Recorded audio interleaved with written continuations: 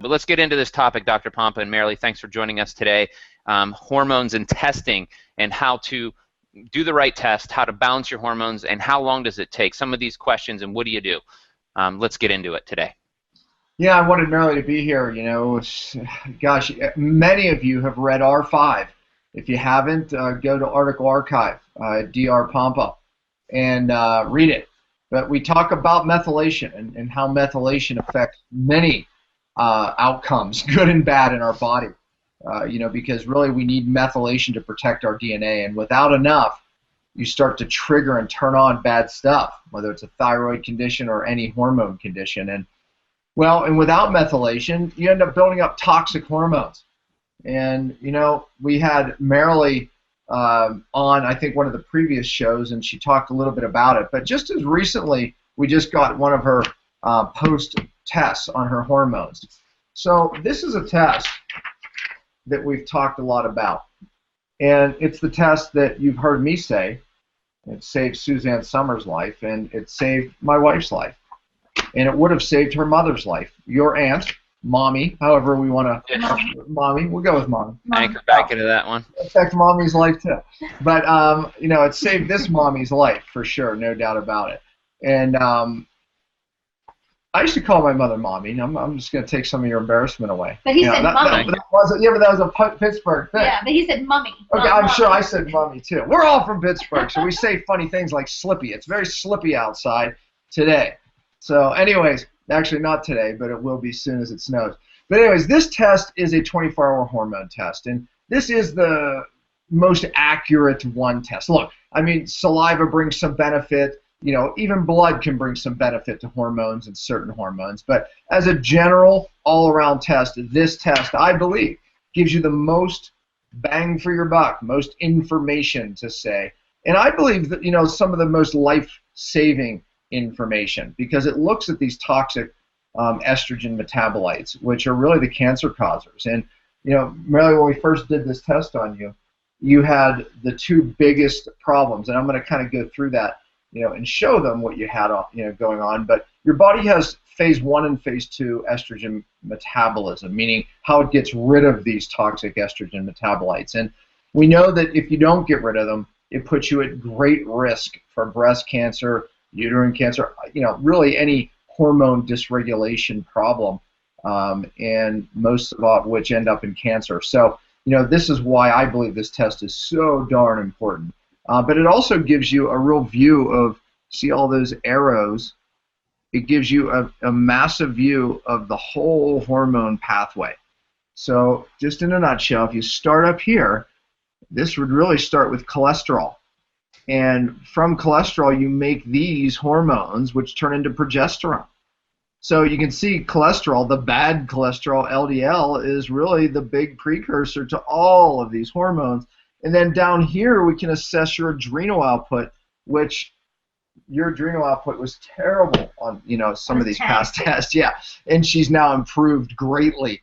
And then, of course, over here are your male hormones, which, well, that can determine, you know, sex drive and just how you recover, etc. And then down here are all these estrogen metabolites that can turn toxic on you and go into cancer. So that's just kind of just shows you how this, you know, really, you know, flows out and how it can impact so many different parts of your health. And then this is a graph that shows two parts of estrogen metabolism. This is phase 1, where we look at a ratio of good and bad estrogen.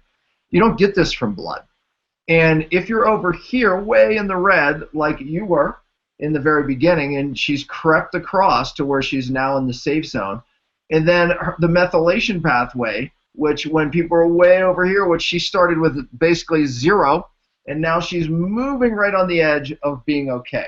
I had more red than green. Now I have more green than red. So anyways, the bottom line is that when we see that, she was at great risk for, you know, cancer on both of those accounts. And then one more thing I want to show you, and then I'm going to have open conversation. This is another big problem, is we see so oftentimes, especially my wife being in perimenopause, that we just have estrogen over here in the red, and just you don't feel well. Now her estrogen has moved into the green, which is really good. That means she feels better. And then down here, I want to show you this, that see these reds, my wife was red in here, and this is a very toxic estrogen. She was all the way under the red, now she's in the green. And over here at the 4-hydroxy, she was all the way in the red, and now she's in the green. So, that is the transition. Now, the questions that you would ask is great.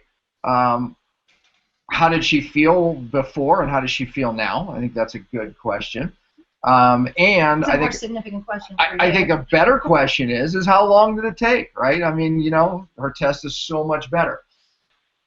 So which test did you do first? The metal test. But that was yours. That was 10 years ago. I'm going to show you the metal test, and Longer. there's significance to this. I'm covering the name, and this is not my wife's test. Matter of fact, this person has a massive lead issue. My wife's was worse. My wife was all the way across the page. As a matter of fact, it would be, somewhere out here. Anyways. I was the third highest. Yeah. I still, to date, the third. Yeah. No, so you wonder why 10 years later I still do rounds of chelation. And I don't want to focus too much on this, but she had major hormone issues back then, despite eating perfect, despite exercising, doing a lot of good things. And so we knew that something was going on. We'd see that her lead that was off the chart. And then running this hormone test, really it was her lead that really caused the hormone disruption. And it's been, as the lead has come out, the hormones have gotten better. And I think that's one of the major takeaways, because I think most practitioners, number one, don't run the right hormone tests. The ones that do, they'll simply just give bioidentical hormones based on this test. And that can be useful as crutches. But ultimately, it doesn't work long term. Matter of fact, I always say it's like shouting at our kids. In the beginning, it works.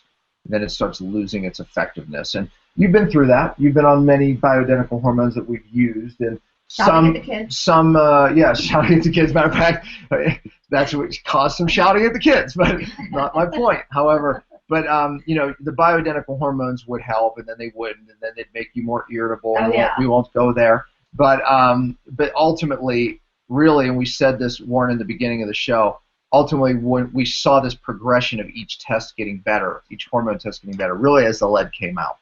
And we built up her methylation. The test definitely gave us, ideas. We supported her adrenals. When we saw your adrenals completely tank, we put more into supporting the adrenals. But ultimately, until the lead started dropping down, the test wasn't getting better. But anyways, so I mean, my wife definitely, at times when her adrenals were terrible on this test, had an inability to adapt to stress normally. Adrenal products didn't help her a lot. It helped some, I would say. Would you say? Yeah, I mean, a lot of, I think I did well working upstream with my adrenals, I think. More pituitary. Mm-hmm. Watching her heal from a lot of the stuff that, wounds that she had as a child, and realizing that was affecting her health. And I believe it was one of your mother's big sources. I mean, your mother had lead, your mother had these things that you had that you inherited. But, again, your mother had some anger things that she never, ever, ever got out of her life. And I believe in my heart that always leads to cancer. And if you read the story in our number 5 article, her mom did end up dying of cancer. And my wife was heading down the same road. That's why I would say this test saved my wife's life. The biology of belief and, your thoughts. If you're angry, every thought drives cellular inflammation, for good and for worse, right? For better or for worse. So good thoughts can downregulate cellular inflammation, whereas bad thoughts, angry thoughts, can obviously upregulate cellular inflammation. And therefore, as as the cell inflames, the hormone receptors get blunted, and then you see a negative test. But Warren, tell them where to go to get this test on our, under shopping cart, because that's what people are going to say. I want that test. So where can they go? Because we make it available through Direct Labs on our site. So the HCF Advanced Female Hormone Panel. It should be about $673 for the test. Is that what it says? Well, the advanced. No, they don't want the advanced. They just want the regular. That's why I was asking. Oh, see, I'm not even doing this right. So the HCF Male Hormone Panel is $693, which is a great rate, by the way. That's what that's the practitioner cost if you go in, because I just ran the test. Then they have the HCF female hormone panel, which is $673. That's it, $673. That's what I always tell people is you'll know by the price it's the right one. And yeah, that's the one you want, worth every stinking penny. If this test was $10,000, would it be worth it? It would have been. My wife has just done 2 of them herself, and that's one other question I know that we want to have on here. We have actually 2 minutes left and wrap up, but a lot of questions we do get, well, this, especially with my wife, is this a great test to take before I get pregnant, or can I learn a lot about my inability to get pregnant from a test like this? Yeah, absolutely, and because obviously, we're looking at all the hormones in a very accurate way, and pregnancy has a massive draw on your hormones. It becomes very stressful. So a lot of the people that I deal with, they were fine, they felt fine, then they get pregnant, and now they're not. And if hormones get to a certain level and stressed, it can trigger autoimmune. And then all of a sudden it's like, well, I was pregnant, now I can't lose weight. Oh, I was pregnant, that's when after that was my fatigue started. And so much of these odd, symptoms start after pregnancy. And it's because and it's because of the stress. And again, when you look at a test like this, you can literally predict, this is not going to go well. Each pregnancy, someone gets more and more sick to where the bottom ends up falling out, and it wasn't by accident. And then there's the one client that just got pregnant working with you. I know, right? Yeah, exactly. And I had she's for years trying to get pregnant, years.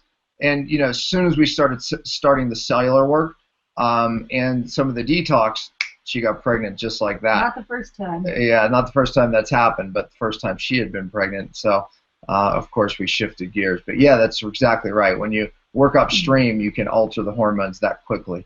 But this test is a lifesaver. And again, leaving people on this note, it's not just about throwing more hormones at people. It's about fixing the cell to get well, and you have to remove the source. Yeah, we've watched my wife's test get better. But ultimately, it was removing the stressors, was removing the lead, but the test gives us the areas that we needed to support her in that she didn't develop cancer or another massive hormone problem.